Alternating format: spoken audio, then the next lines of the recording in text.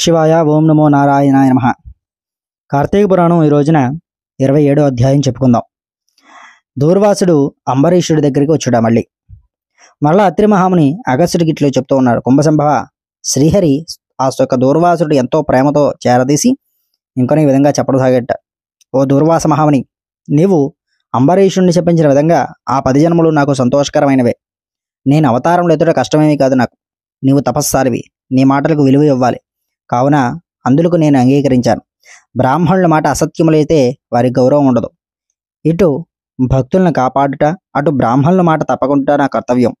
నీవు అంబరీషుడిని ఇంట భుజింపకుండా వచ్చినందుకు అతడు చిత్తాక్రాంతుడై బ్రాహ్మణ పరివృతుడై ప్రాయాపవేశం అనర్చి బాధపడుతూ ఉన్నాడు. ఆ కారణం వల్ల విష్ణు చక్రం నేను బాధిస్తూ ఉన్నది. ప్రజారక్షణమే రాజధర్మం కానీ ప్రజాపీడనం కాదు. ఒక బ్రాహ్మణుడు దుష్టైతే వారిని జ్ఞానులైనటువంటి బ్రాహ్మణులే శిక్షింపాలి.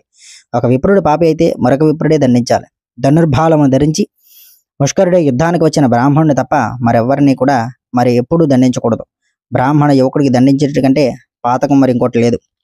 విప్రుడి హింసించేవాడును, హింసింపజేసేవాడు, అలాగే బ్రాహ్మణ హంతకుల్ని న్యాయశాస్త్రములు ఘోషిస్తున్నవి.